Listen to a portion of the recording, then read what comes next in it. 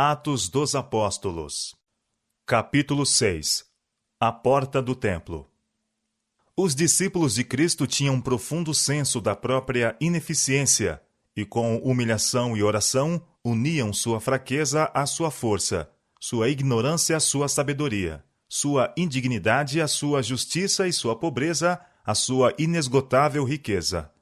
Assim fortalecidos e equipados, não hesitaram em avançar a serviço do Mestre.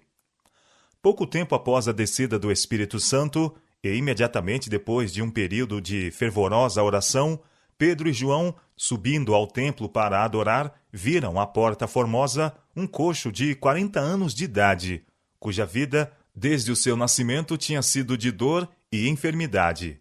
Esse infeliz havia durante muito tempo desejado ver Jesus para ser curado, mas encontrava-se quase ao desamparo e estava muito afastado do cenário dos labores do grande médico. Seus rogos finalmente induziram alguns amigos a levá-lo à porta do templo, mas, chegando ali, soube que aquele em quem suas esperanças se centralizavam havia sido morto cruelmente. Seu desapontamento provocou a simpatia dos que sabiam por quanto tempo ele avidamente esperara ser curado por Jesus. E diariamente o levavam ao templo, a fim de que os que passavam fossem, pela piedade, induzidos a dar-lhe uma ninharia para lhe aliviar as necessidades. Ao passarem Pedro e João, pediu-lhes uma esmola. Os discípulos olharam-no com compaixão, e Pedro disse: "Olha para nós." E olhou para eles, esperando receber deles alguma coisa. E disse Pedro: "Não tenho nem prata nem ouro." Atos capítulo 3, versos 4 a 6. Ao declarar Pedro desta maneira a sua pobreza, o rosto do coxo descaiu, mas tornou-se radiante com a esperança ao continuar o apóstolo. "Mas o que tenho, isto te dou. Em nome de Jesus Cristo, o Nazareno, levanta-te e anda." Atos capítulo 3, verso 6. E tomando-o pela mão direita, o levantou, e logo seus pés e artérios se firmaram. E saltando ele, pôs-se em pé, e andou, e entrou com eles no templo, andando e saltando, e louvando a Deus. Atos capítulo 3, versos 7 e 8. E apegando-se o coxo, que fora curado a Pedro e João, todo o povo correu atônito para junto deles, ao alpendre chamado de Salomão. Atos capítulo 3, verso 11. Estavam estupefatos de que os discípulos pudessem efetuar milagres semelhantes aos que foram realizados por Jesus. Contudo, ali estava aquele homem que durante 40 anos fora um coxo inválido, regozijando-se agora em pleno uso de seus membros, livre de dor e feliz por crer em Jesus. Quando os discípulos viram o espanto do povo, Pedro perguntou: "Por que vos maravilhais disto? Ou por que olhais tanto para nós, como se por nossa própria virtude ou santidade fizéssemos andar este homem?" Atos capítulo 3, verso 12. Assegurou-lhes que a cura tinha sido operada em nome e pelos méritos de Jesus de Nazaré, a quem Deus ressuscitara dos mortos. Pela fé no seu nome, declarou o apóstolo, fez o seu nome fortalecer a este que vedes e conheceis, e a fé que é por ele deu a este, na presença de todos vós, essa perfeita saúde. Atos capítulo 3, verso 16. Os apóstolos falaram claramente do grande pecado dos judeus em terem rejeitado e matado o príncipe da vida, mas foram cuidadosos em não levar seus ouvintes ao desespero. "Vós negastes o santo e o justo", disse Pedro, "e matastes o príncipe da vida, ao qual Deus ressuscitou dos mortos, do que nós somos testemunhas. E agora, irmãos, eu sei que o fizestes por ignorância, como também os vossos príncipes, mas Deus assim cumpriu o que já antes, pela boca de todos os seus profetas, havia anunciado, que o Cristo havia de padecer." Atos, capítulo 3, versos 14, 15, 17 e 18. Ele declarou que o Espírito Santo os estava chamando para arrependimento e conversão, e assegurou-lhes que não havia esperança de salvação a não ser mediante a graça daquele a quem haviam crucificado. Somente pela fé nele podiam seus pecados ser perdoados. Arrependei-vos, pois, e convertei-vos, exclamou ele, para que sejam apagados os vossos pecados, e venham assim os tempos do refrigério pela presença do Senhor. Atos capítulo 3, verso 19.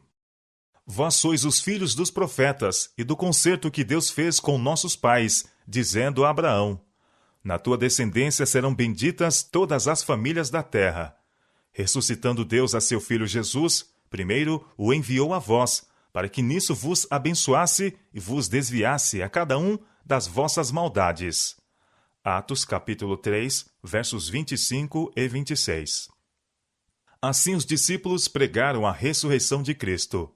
Muitos entre os que os ouviam estavam esperando por este testemunho, e quando ouviram, creram. Vieram-lhe à mente as palavras que Cristo havia dito, e tomaram posição ao lado dos que aceitaram o Evangelho. A semente que o Salvador havia plantado brotava e produzia frutos. Enquanto os discípulos falavam ao povo, sobrevieram os sacerdotes e o capitão do templo e os saduceus, doendo-se muito de que ensinassem o povo e anunciassem em Jesus a ressurreição dos mortos. Atos capítulo 4, versos 1 e 2. Após a ressurreição de Cristo, os sacerdotes tinham espalhado, longe e perto, a mentira de que seu corpo tinha sido roubado pelos discípulos enquanto a guarda romana dormia. Não é de admirar que tenham ficado descontentes quando ouviram Pedro e João pregar a ressurreição daquele que haviam matado. Os saduceus, especialmente, estavam sobremodo alvoroçados. Sentiam que suas mais acariciadas doutrinas estavam em perigo e sua reputação em risco. Os conversos à fé estavam rapidamente aumentando, e tanto fariseus como saduceus concordaram em que, se permitissem a esses novos ensinadores prosseguir livremente, sua própria influência estaria em maior perigo do que quando Jesus estava na terra. Em conformidade com isso, o capitão do templo, com auxílio de alguns dos saduceus, deteve Pedro e João e os pôs na prisão, visto ser muito tarde para os interrogar naquele dia. Os inimigos dos discípulos não podiam deixar de estar convencidos de que Cristo ressuscitara dos mortos. A prova era por demais clara para que fosse posta em dúvida. Não obstante, endureceram o coração, recusando arrepender-se da terrível ação que haviam cometido, matando Jesus. Haviam sido dadas aos príncipes judeus abundantes evidências de que os apóstolos estavam falando e agindo sob a divina inspiração, mas eles firmemente resistiram à mensagem da verdade. Cristo não tinha vindo da maneira como esperavam, e embora, às vezes, tivessem estado convictos de que ele era o Filho de Deus, fizeram calar a convicção e o crucificaram. Por misericórdia, Deus lhes deu novas provas, e agora outra oportunidade era-lhes concedida para voltarem a ele. Ele enviou os discípulos para dizer-lhes que haviam matado o príncipe da vida, e nesta terrível acusação deu-lhes outra oportunidade para arrependimento. Mas, sentindo-se seguros em sua própria justiça, os ensinadores judeus recusaram-se a admitir que os homens que os acusavam de haverem crucificado a Cristo estivessem falando pela direção do Espírito Santo. Tendo-se entregue a uma atitude de oposição a Cristo, cada ato de resistência tornava-se para os sacerdotes um adicional incentivo para prosseguirem nesse procedimento. Sua obstinação tornara-se mais e mais determinada. Não que eles não se pudessem render, mas não o queriam. Não era só porque fossem culpados e merecedores de morte, nem apenas por terem levado à morte o Filho de Deus, que estavam apartados da salvação, mas porque se armaram de oposição contra Deus. Persistentemente rejeitaram a luz e sufocaram as convicções do Espírito. A influência que controla os filhos da desobediência operava neles, levando-os a maltratar os homens por cujo intermédio Deus estava agindo. A malignidade de sua rebelião era intensificada por todo o ato sucessivo de resistência contra Deus e contra a mensagem que ele mandara transmitir por seus servos. Cada dia, em sua recusa de se arrepender, os líderes judeus retomavam sua rebelião, preparando-se para ceifar o que estavam semeando.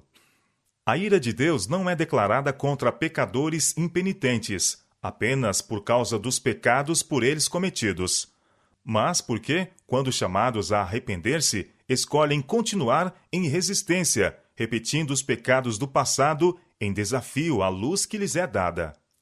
Se os líderes judeus se tivessem submetido ao convincente poder do Espírito Santo, teriam sido perdoados, mas estavam determinados a não se render. De igual forma, o pecador, pela contínua resistência, coloca-se onde o Espírito Santo não pode influenciar. No dia seguinte ao da cura do coxo, Anás e Caifás, com os outros dignatários do templo, reuniram-se para o julgamento, e os prisioneiros foram trazidos perante eles. No mesmo recinto e diante de alguns dos mesmos homens, Pedro tinha vergonhosamente negado seu Senhor. Isto lhe veio claramente à memória, ao comparecer ele próprio para ser julgado. Agora tinha a oportunidade para reparar sua covardia. Os presentes, que se lembravam da parte que Pedro havia desempenhado no julgamento de seu mestre, lisonjeava-se de que ele seria intimidado pela ameaça de prisão e morte. Mas o Pedro que negara a Cristo na hora de sua maior necessidade era impulsivo e cheio de confiança própria, diferindo grandemente do Pedro que fora trazido perante o sinédrio para ser interrogado. Depois de sua queda, ele se havia convertido. Não mais era orgulhoso e jactancioso, mas modesto e sem confiança em si mesmo. Estava cheio do Espírito Santo, e com o auxílio desse poder, estava resolvido a remover a mancha de sua apostasia, honrando o nome que repudiara. Até então, os sacerdotes tinham evitado mencionar a crucifixão ou ressurreição de Jesus, mas agora, em cumprimento de seu propósito, foram obrigados a indagar do acusado como se efetuara a cura do inválido. Com que poder, ou em nome de quem fizeste isto? Perguntaram. Atos capítulo 4, verso 7. Com santa ousadia e no poder do Espírito, destemidamente Pedro declarou: Seja conhecido de vós todos e de todo o povo de Israel, que em nome de Jesus Cristo, o Nazareno, aquele a quem vós crucificastes e a quem Deus ressuscitou dos mortos, em nome dele é que este está são diante de vós. Ele é a pedra que foi rejeitada por vós, os edificadores, a qual foi posta por cabeça de esquina, e em nenhum outro há salvação, porque também debaixo do céu nenhum outro nome há, dado entre os homens, pelo qual devamos ser salvos. Atos capítulo 4, versos 10 a 12. Essa corajosa defesa aterrorizou os chefes judeus. Haviam suposto que os discípulos seriam vencidos pelo temor e confusão, quando trazidos perante o sinédrio. Mas, em vez disso, aquelas testemunhas falavam como Cristo havia falado, com um poder convincente que silenciava os adversários. Não havia indício de temor na voz de Pedro, quando declarou acerca de Cristo: Ele é a pedra que foi rejeitada por vós, os edificadores, a qual foi posta por cabeça de esquina. Atos capítulo 4, verso 11. Pedro usou aqui uma figura de linguagem familiar aos sacerdotes. Os profetas haviam falado da pedra rejeitada, e o próprio Cristo, falando uma ocasião aos sacerdotes e anciãos, disse: Nunca lestes nas Escrituras? A pedra que os edificadores rejeitaram, essa foi posta por cabeça de ângulo. Pelo Senhor foi feito isto, e é maravilhoso aos nossos olhos. Porquanto eu vos digo que o reino de Deus vos será tirado, e será dado a uma nação que deu seus frutos. E quem cair sobre essa pedra, despedaçar-se-á, e aquele sobre quem ela cair, ficará reduzido a pó. Mateus capítulo 21, versos 42 a 44. Ao ouvirem os sacerdotes as destemidas palavras dos apóstolos, tinham conhecimento que eles haviam estado com Jesus. Atos capítulo 4, verso 13. Depois da transfiguração de Cristo, é dito dos discípulos que, ao fim da maravilhosa cena, ninguém viram, senão unicamente a Jesus. Mateus capítulo 17, verso 8. Nas palavras unicamente a Jesus está contido o segredo da vida e do poder que marcaram a história da igreja primitiva. Ao ouvirem pela primeira vez as palavras de Cristo, os discípulos sentiram sua necessidade dele. Eles o buscaram, o acharam e o seguiram. Com ele estavam no templo, à mesa, na encosta das montanhas ou no campo. Eram como alunos com o professor, dele recebendo diariamente lições da eterna verdade. Após a ascensão do Salvador, o senso da divina presença, plena de amor e luz, permanecia ainda com eles. Era uma presença pessoal. Jesus, o Salvador, que tinha andado com eles falado e orado, que lhes falara de esperança e conforto ao coração, tinha sido tomado deles para o céu, quando a mensagem de paz ainda estava em seus lábios. Enquanto o séquito de anjos o recebia, dele lhes vieram as palavras: Eis que estou convosco todos os dias, até a consumação dos séculos. Mateus capítulo 28, verso 20. Ele havia ascendido ao céu na forma humana. Sabiam que, diante do trono de Deus, ele ainda era seu salvador e amigo. Sabiam que sua simpatia era imutável, que ele estaria para sempre identificado com a humanidade sofredora. Sabiam que ele estava apresentando diante de Deus os méritos de seu sangue, mostrando suas mãos e pés feridos, como lembrança do preço que havia pago por seus redimidos. E esse pensamento os fortalecia para suportar a injúria por sua causa. Sua união com ele era mais forte agora do que quando ele estava com eles em pessoa. A luz, o amor e o poder de um Cristo sempre presente brilhava por meio deles, de maneira que os homens, contemplando, se maravilhavam. Cristo pôs o seu selo às palavras que Pedro falara em sua defesa.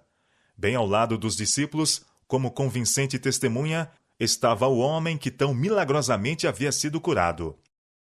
A aparência desse homem, poucas horas antes um aleijado ao desamparo, mas agora restaurado à perfeita saúde, acrescentava peso de testemunho às palavras de Pedro. Sacerdotes e príncipes ficaram em silêncio. Eram incapazes de refutar as declarações de Pedro, mas nem por isso estavam menos decididos a pôr um paradeiro ao ensino dos discípulos. O mais importante milagre de Cristo, a ressurreição de Lázaro, tinha selado a determinação dos sacerdotes de excluir do mundo Jesus e suas maravilhosas obras, as quais estavam rapidamente destruindo sua influência sobre o povo. Eles o haviam crucificado, mas ali estava uma convincente prova de que não haviam feito cessar a obra de milagres em seu nome, nem a proclamação da verdade que ele ensinara. A cura do coxo e a pregação dos apóstolos já haviam enchido Jerusalém de agitação. A fim de ocultarem sua perplexidade, os sacerdotes e príncipes ordenaram que os apóstolos fossem afastados para que pudessem aconselhar-se entre si. Concordaram todos que seria inútil negar que o homem fora curado. Pensaram em encobrir o prodígio por meio de falsidades, mas isso era impossível, pelo fato de que o milagre fora operado em plena luz do dia, diante de uma multidão de pessoas, e já chegara ao conhecimento de milhares. Sentiam que a obra dos discípulos devia cessar, ou Jesus ganharia mais adeptos. Sua própria desgraça poderia seguir-se, pois estariam sujeitos a ser responsabilizados pelo assassínio do Filho de Deus. Apesar de seu desejo de destruir os discípulos, os sacerdotes não ousaram fazer mais que ameaçá-los com mais severo castigo, se continuassem a falar nem agir no nome de Jesus. Chamando-os novamente perante o sinédrio, ordenaram-lhes não falar ou ensinar no nome de Jesus. Mas Pedro e João responderam: Julgai vós se é justo, diante de Deus, ouvir-vos antes a vós do que a Deus? Porque não podemos deixar de falar do que temos visto e ouvido. Atos capítulo 4, versos 19 e 20. De boa vontade teriam os sacerdotes punido esses homens por sua inamomível fidelidade à sua sagrada vocação, mas temeram o povo, porque todos glorificavam a Deus pelo que acontecera. Atos capítulo 4, verso 21. Assim, com repetidas ameaças e admoestações, foram os apóstolos libertados. Enquanto Pedro e João estavam prisioneiros, os outros discípulos, conhecendo a malignidade dos judeus, haviam orado incessantemente por seus irmãos, temendo que a crueldade mostrada para com Cristo pudesse repetir-se. Tão logo foram os apóstolos libertados, puseram-se eles em busca dos demais discípulos e lhes relataram o resultado do interrogatório. Grande foi a alegria dos crentes. Ouvindo eles isto, unânimes, levantaram a voz a Deus e disseram: Senhor, Tu és o que fizeste o céu, e a terra, e o mar, e tudo que neles há, que disseste pela boca de Davi, teu servo. Por que bramaram as gentes, e os povos pensaram coisas vãs? Levantaram-se os reis da terra, e os príncipes se juntaram a uma, contra o Senhor e contra o seu ungido. Porque verdadeiramente contra o teu santo Filho Jesus, que tu ungiste, se ajuntaram, não só Herodes, mas Pôncio Pilatos, com os gentios e os povos de Israel, para fazerem tudo o que a tua mão e o teu conselho tinham anteriormente determinado que se havia de fazer. Atos capítulo 4, versos 24 a 28. Agora, pois, ó Senhor, olha para as suas ameaças e concede aos teus servos que falem com toda ousadia a tua palavra. Enquanto estendes a tua mão para curar e para que se façam sinais e prodígios pelo nome do teu santo Filho Jesus. Atos capítulo 4, versos 29 e 30.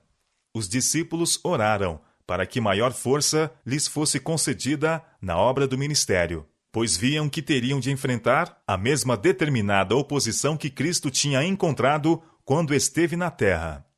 Enquanto suas orações unidas ascendiam em fé ao céu, veio a resposta. Moveu-se o lugar onde estavam reunidos e novamente foram cheios do Espírito Santo.